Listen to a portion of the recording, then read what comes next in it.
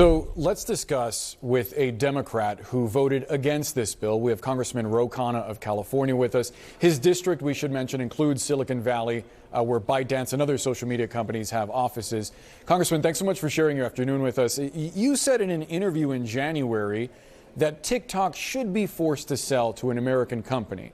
Isn't that what this bill does? Why did you vote against it?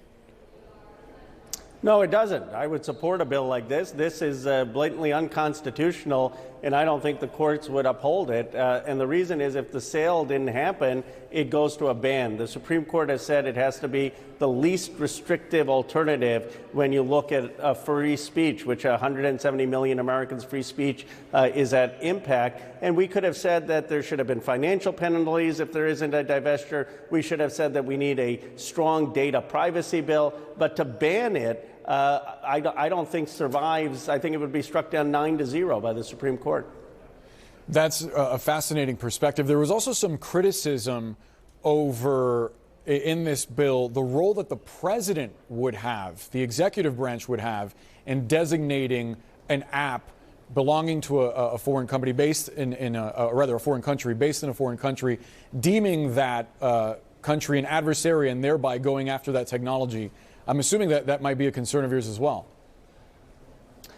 Well, it is because, we have a robust tradition of speech in this country, and we have a lot of foreign magazines, former foreign publishers, because we believe that the American public can get information and make responsible decisions. And we want debate, and that has been the Supreme Court's decision. Now, I believe that China's CCP poses a threat. Let's focus on what they can do to invade Taiwan and make sure that we have naval superiority. Let's focus on making sure our steel and our manufacturing is brought back home and not have a trade deficit. But this is not the top concern when you look at the Chinese Communist Party. And it's going to affect the lives of many Americans. There were 50 folks, influencers and creators in my office. They're not 20 and 30-year-olds. These were 40, 50-year-olds, Biden supporters, Trump supporters who are using this as small business. And I think there are going to be a lot of people very upset. Fortunately, it's unconstitutional, but politicians are basically out of touch with a lot of Americans.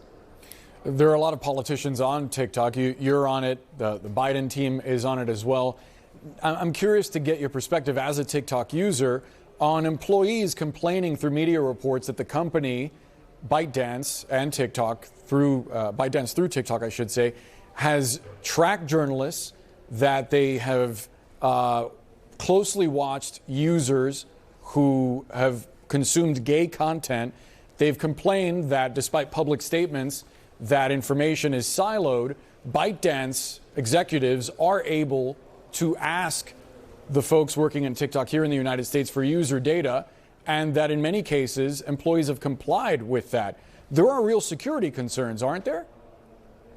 There absolutely are. But you know what? There are also security concerns with Meta and Facebook that engaged in surveillance and allowed their platforms to be used for interference in the 2016 election. Respectfully, Congressman, but there isn't a law in the United States that says that Meta has to hand over private data without a warrant to the U.S. government. That is the law in China. ByteDance has to hand over any data that the CCP asks for. Absolutely, and that is wrong. But my view is let's have a broad data privacy protection to protect Americans from all social media platforms, whether it's ByteDance or whether it is Google on YouTube or whether it is Facebook or whether it is Twitter. There are many Americans' kids are being targeted on Instagram and being shown eating disorder videos. That's wrong. So the failure in Congress, frankly, is it took us 2 or 3 days to pass a ban on TikTok, but it's taken us years that we can't do the broader thing, which is pass a data privacy bill in this country.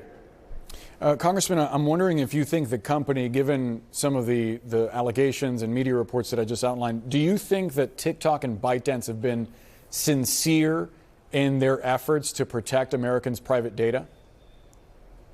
I don't. In terms of the bar, they haven't met that. I mean, I think the criticisms of the company are very fair. They need to do a much better job in protecting privacy and data. It has not worked, and there is a data vulnerability. I acknowledge that, which is why I'm for a sale of it. But the way, again, to deal with that is to have strong teeth, data privacy protections, and a law with that, and to protect our kids from social media, whether the kids are on TikTok or Instagram.